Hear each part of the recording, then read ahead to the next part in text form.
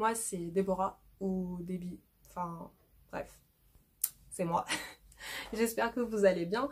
Et on se retrouve pour une toute première vidéo pour parler d'un roman de la suite d'une saga que j'aime beaucoup, mais ce roman, je l'aime pas trop. C'est Entre les lignes de Malorie Blackman. Et c'est la suite de la saga culte Entre chien et loup. Donc c'est une saga dystopique qui parle de racisme. Et du coup,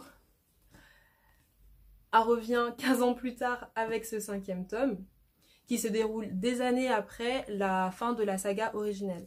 Donc dans ce tome, on a Callie et Toby qui sont maintenant des adultes. Callie est devenue une avocate de renommée et Toby, lui, est en voie pour devenir Premier ministre.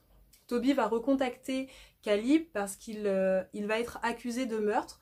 Il va être accusé du meurtre d'un ripou assez haut placé qui est également son associé. Et en parallèle, on a Troy et Liberty qui sont des lycéens. Troy est le frère de Callie, le petit frère de Callie. Et Libby est la fille cachée de Toby. Beaucoup de personnages, désolée. Libby et Toby, eux, ils sont du coup lycéens et ils se battent pour devenir le représentant des lycéens. Beaucoup de mots lycéens, mais je vous jure, j'ai pas le choix. Du coup, Toby et Libby, non pas Toby, désolée, Troy, il y a trop de T. Troy et Libby, du coup, se battent pour devenir représentants des lycéens et ils vont se faire enlever quelques heures avant l'annonce des résultats. Comme vous pouvez peut-être le deviner, cet enlèvement est en rapport avec l'accusation de meurtre de Troy. Toby. Purée, trop de thé. J'en peux plus. Sorry. Alors, je suis sans mots parce que j'étais persuadée que j'allais adorer ce livre, qu'il allait un peu montrer comment cet environnement, cet univers avait évolué et est-ce que les questions de racisme avaient évolué, enfin comment les personnages s'en sortaient maintenant, quelles étaient les nouvelles problématiques, etc. Et en fait, pas du tout. Je suis un peu triste. Mais bon, je rentre dans le vif du sujet. Donc le premier problème pour moi, c'est qu'il y a beaucoup trop de sous-intrigues.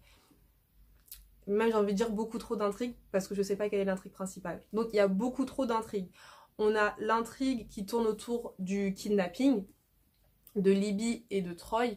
On a l'intrigue qui tourne autour du meurtre de l'associé de Toby et du coup de l'accusation de meurtre de Toby. On a une intrigue familiale autour du beau-père de Troy. Est-ce qu'il est honnête avec sa mère ou est-ce qu'il n'est pas honnête? Et on a également une romance entre Callie et Toby. Est-ce qu'ils vont retomber amoureux? Est-ce qu'ils vont de nouveau s'aimer? Etc. etc. Bref, ça fait beaucoup d'intrigues. Et ce qui est un peu énervant, un peu frustrant, c'est qu'il y a tellement de sous-intrigues que de une, on ne sait pas quelle est l'intrigue principale. En tout cas, moi, j'ai pas réussi à comprendre quelle était l'intrigue principale. Et la deuxième chose, c'est que du coup, toutes les intrigues ne sont pas développées. Exemple, l'intrigue que j'aimais le plus, c'est-à-dire l'intrigue autour du beau-père de Troy, en fait, elle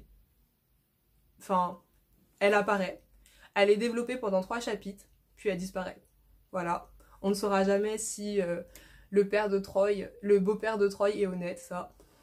Je ne saurais pas. Apparemment, c'était pas ce que Malorie Blackman voulait développer dans ce tome. Du coup, elle me l'a donné et puis elle me l'a repris aussi vite. Merci. Et l'autre chose qui est problématique avec toutes ces sous-intrigues, c'est qu'à la fin, moi je savais même plus qui étaient les personnages principaux et sur quelle histoire je devais me concentrer. Parce que si vous regardez la couverture, donc on a un homme et une femme qui sont assez jeunes. Donc moi je pars du principe que c'est Libby et Troy. Et lorsqu'on lit la 4e de couverture, On parle également de Libye et de Troy et du fait que la société a changé, qu'ils sont au lycée, que blablabla. Enfin bref, on met beaucoup l'accent sur Libye et Troy. Donc moi je pars du principe que Libye et Troy sont les personnages principaux. Et bah finalement leur intrigue, elle avance pas tant que ça. Mais quand je dis pas tant que ça, c'est vraiment... ils sont kidnappés au tout début du livre. Ils sont enfermés. Et voilà, c'est tout. J'ai pas autre chose à vous raconter sur leur intrigue. Ils s'aiment pas, ils vont parler alors qu'ils sont enfermés, mais ouais, voilà. Si vous avez plus d'infos, faites tourner. Je peux rien vous dire d'autre. Donc bref, petite frustration. Libby, Troy, personnages principaux dont les personnages ne sont pas développés. Ok. Donc je me concentre un peu plus sur l'intrigue de Callie et de Toby. Donc l'affaire de meurtre. Soit. Ok. Et là le problème c'est que l'intrigue en fait n'est pas terminée à la fin du roman. Donc on a une sorte de révélation qui tombe comme un cheveu sur la soupe, qui n'est pas développé et qui arrive littéralement 3 pages avant la fin du roman, donc qui du coup n'est pas expliqué. Voilà. Et ouais, et en plus de ça, ça se termine sur un cliffhanger, donc très peu de résolution d'intrigue. Et en plus, si on veut lire la suite, faut acheter le prochain tome. Voilà, voilà. Et ouais, les intrigues sont pas résolues. Donc l'intrigue qui me plaît le plus, celle avec le beau-père, elle apparaît pendant 3 chapitres. Merci. L'intrigue avec les personnages principaux n'est pas développée plus que ça. L'intrigue avec l'accusation de meurtre, bah, on a une mini-résolution, 3 pages avant la fin, sans plus d'explications. Alors attendez, je vais vous montrer les mots. Juste pour rigoler, vous inquiétez pas, je spoil pas, mais voici ce qui est dit. À suivre. Voilà, affaire à suivre. Je sais pas si je vais du coup suivre. Je sais pas.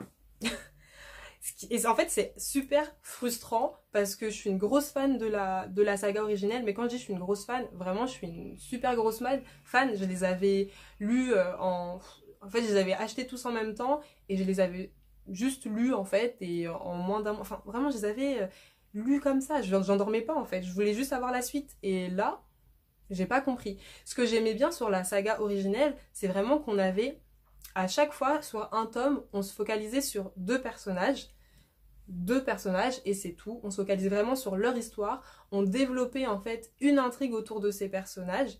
Et lorsque cette intrigue était terminée, bah, c'était la fin du roman en fait. Un livre, 2 personnages, une intrigue, une problématique résolue à la fin du roman. Et le second tome, on va introduire de nouveaux personnages qu'on avait des fois déjà rencontrés dans le roman précédent. On les avait vus passer par-ci par-là.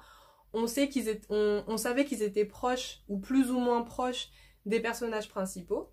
Et ensuite, bah, on allait développer en fait dans un nouveau tome, on allait développer en fait les nouveaux personnages et ces personnages-là allaient avoir une nouvelle intrigue qui était propre à eux. Et ça, c'était bien parce qu'on n'avait pas l'occasion de se perdre en fait. Mais enfin, c'était parfait. Donc moi, je m'attendais en fait à retourner dans cet univers, me dire ah cool, 2 nouveaux personnages qu'on n'avait pas vus pour le coup parce que ils étaient pas nés. Donc 2 nouveaux personnages. Et on allait développer une nouvelle intrigue. En plus, ça se passe des années après, donc la société est supposée avoir changé. Et en fait, bah non. Non. Et en plus, dans tout ça, franchement, là, les histoires de racisme, elles apportent rien du tout à l'intrigue. Enfin, c'est plus de la politique dans ce nouveau tome, et de la politique tout court, en fait, qu'une histoire autour des couleurs, des couleurs, de la discrimination, etc.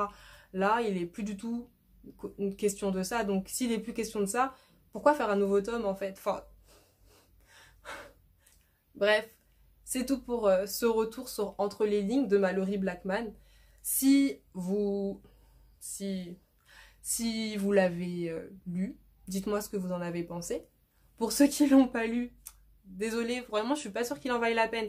Par contre, si vous n'avez pas lu Entre chien et loup et que vous découvrez cette saga à travers Entre les lignes, peut-être que vous avez apprécié. Et si c'est le cas, dites-le moi. Je voudrais bien savoir si les personnes qui ont lu Entre chien et loup, puis Entre les lignes, ont aimé la suite. Et à contrario, est-ce que les personnes qui n'ont pas du tout lu Entre les loups, mais qui découvrent cette saga avec ce tome, est-ce que vous avez apprécié l'histoire? Bref, c'est tout pour moi. À bientôt. Tchuss!